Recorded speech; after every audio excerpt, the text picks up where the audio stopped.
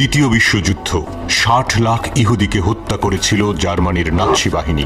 ইতিহাসের পাতায় হলোকাস্ট নামে পরিচিত হয়ে আছে এই ঘটনা। নির্মম এবং হৃদয় বিদারক হত্যাযজ্ঞ চালানো হয়েছিল ইহুদিদের উপর।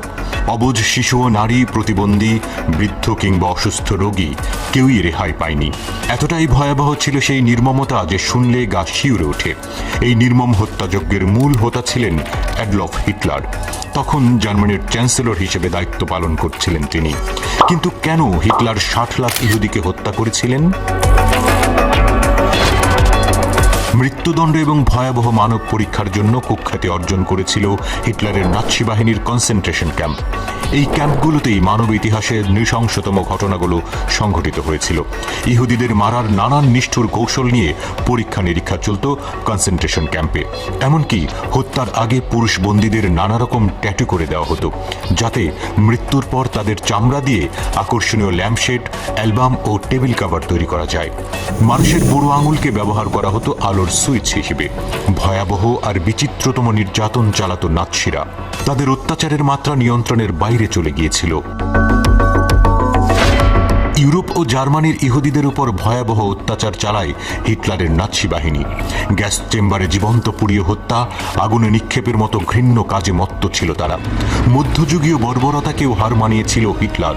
আনুমানিক ৬০ লাখ ইহুদিকে প্রাণ দিতে হয়েছিল। কিসের জন্য? নিজের স্বার্থে নাকি জার্মানিদের স্বার্থ রক্ষার জন্য? কি এমন কারণ ছিল যে জন্য হিটলার জঘন্য, নির্মম, বর্বরোচিত হত্যাযজ্ঞ চালিয়েছিলেন? ছোটবেলা থেকেই অনেক বেশি ছবি আঁকতে পছন্দ করতেন হিটলার। ছেলেবেলায় ভিয়েনাতে বসবাস করতেন তিনি। ভিয়েনার একটি আর্ট স্কুলে ভর্তি হন হিটলার। কিন্তু সংখ্যাগরিষ্ঠ ইহুদি ছাত্রদের জন্য তাকে বারবার আর্ট কলেজ থেকে প্রত্যাখ্যাত হতে হয়েছিল। অনেকেই ধারণা করেন তখন থেকেই ইহুদিদের প্রতি হিটলারের এক প্রকার বিতৃষ্ণার জন্ম হয়েছিল। প্রথম বিশ্বযুদ্ধে জার্মানিদের পরাজিত হওয়ার কারণ হিসেবে একমাত্র ইহুদিদের দায়ী করতেন হিটলার। তার দৃঢ় বিশ্বাস ছিল ১৯১৮ সালে জার্মানির রাজতন্ত্রের বিলোপ ইহুদিদের দ্বারাই সংগঠিত হয়েছিল। মিউনিখ থেকে ইহুদিরা বিপ্লব করে রাজতন্ত্র ধ্বংস করেছিল, এমনটাই ছিল তার ধারণা। আর হিটলার লক্ষ্য করেছিলেন জার্মানিতে বসে ইহুদিরা জার্মানির ব্যবসা বাণিজ্য সহ অনেক কিছুই নিয়ন্ত্রণ করছে, যা তিনি সহজে মেনে নিতে পারেননি। আবার ইতিহাসবিদদের মতে ইহুদি নিধন বা হলোকাস্টের মূল কারণ ছিল আদর্শগত, আর এর শেকড় হিটলারের কাল্পনিক অলীক জগৎ।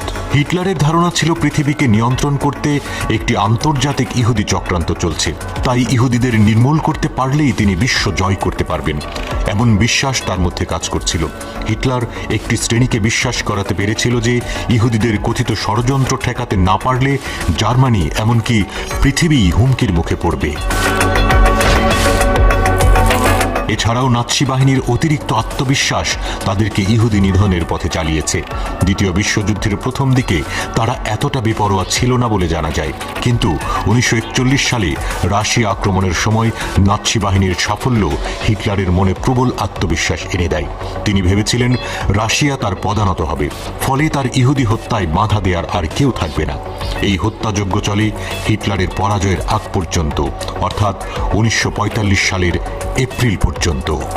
পরবর্তী ভিডিও আপলোড হওয়ার সাথে সাথে দেখতে চাইলে সাবস্ক্রাইব করে বেল আইকনটিতে ক্লিক করুন।